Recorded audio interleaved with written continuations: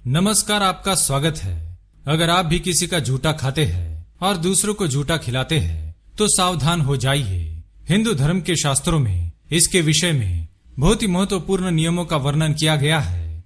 हिंदू शास्त्रों को हिंदू धर्म का मस्तक कहा जाता है। ऐसा माना जाता है कि शास्त्रों की नीति से ही धर्म अधर्म, रीति रिवाज, मान्यताएं, आदतें और संसार का संचालन सही रूप से चल पाता है। हमारे प्राचीन ऋषि मुनि जिन भी नीतियों का पालन किया करते थे, उन्होंने उस परंपरा को कायम रखने के लिए शास्त्रों का निर्माण किया है। शास्त्रों में हमें बताया गया है कि हमें समाज में और घर में कैसे व्यवहार करना चाहिए।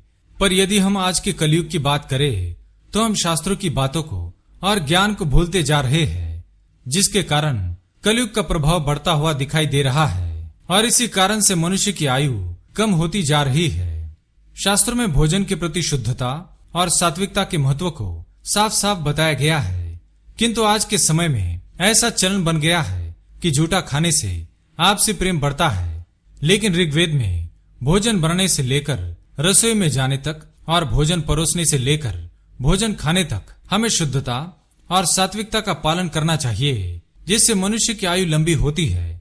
हम सभी जानते हैं कि प्राचीन काल के ऋषि मुनि 100 वर्ष की आयु से भी अधिक जीते थे और इसके पीछे शास्त्रों में बताए गए यही नियम उपयोगी होते थे। हमारे शास्त्रों में भोजन को केवल खाने की वस्तु के रूप में नहीं देखा जाता था, किंतु अन्न को परब्रह्म माना गया है।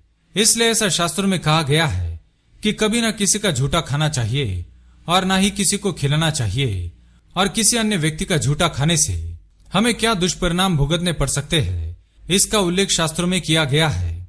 आइए उनके बारे में जान लेते हैं। सबसे पहली बात, यदि आप किसी अन्य व्यक्ति का झूठा खाते हैं तो ज्योतिष शास्त्र के अनुसार व्यक्ति की कुंडली का दूसरा भाव जुबान, वाणी सुख, कलत्र, धन की बचत और जीवन में मिलने वाले सुखों को संबोधित करता है। अगर दूसरे भाव में व्यक्ति की वाणी और भाषा पर नकारात्मक प्रभाव पड़ता है, उसकी भाषा में कर्कशता का भाव आता है और बहुत सारे दुष्प्रभाव पड़ते हैं। इसलिए शास्त्रों में कहा गया है, जैसा अन्न वैसा मन। जिस व्यक्ति के साथ आप भोजन कर रहे हैं और जिसका झूठा आप खा रहे हैं, हो सकता है कि उसके मन में उस व्यक्ति के लिए कोई क्लेश की भावना, कोई विरोध की भावना अथवा द्वेष की भावना का संचलन हो रहा हो। उस व्यक्ति का झूठा खाने से उसके विचार आपके मन में प्रवेश कर सकते हैं और आपका मन और आपकी वाणी सामने वाले व्यक्ति के जैसे क्लेश से भरी, क्रोध से भरी हो जाती है।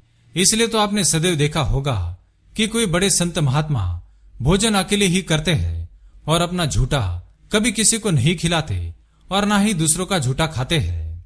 दूसरी बात, कुंडली में दोष लगना।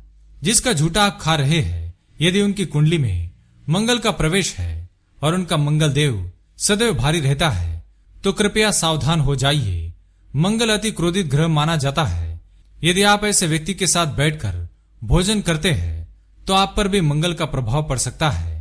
हम किसी और की व्यक्ति की कुंडली में क्या दोष है, ये बार बार नहीं जान सकते हैं।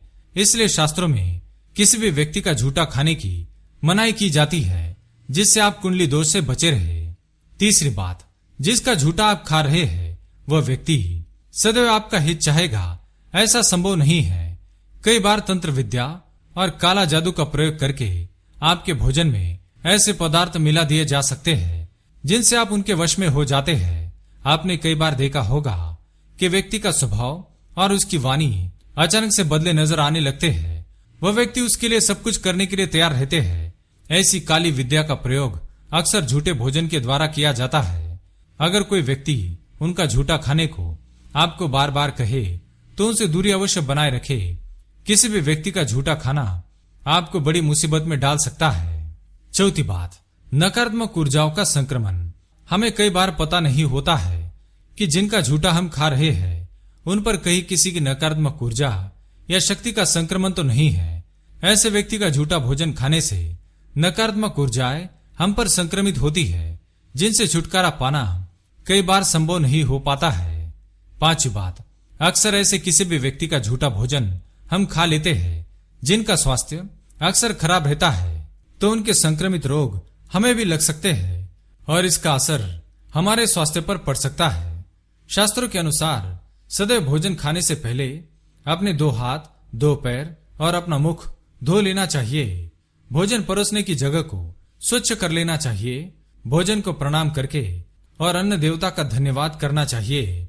थोड़ा सा भोजन कोए और गाय के लिए निकालने के बाद ही भोजन ग्रहण करना चाहिए और अपना बचा हुआ झूठा भोजन कभी किसी मनुष्य को नहीं खिलाना चाहिए। खासकर छोटे बच्चों को अपना झूठन कभी नहीं खिलाना चाहिए।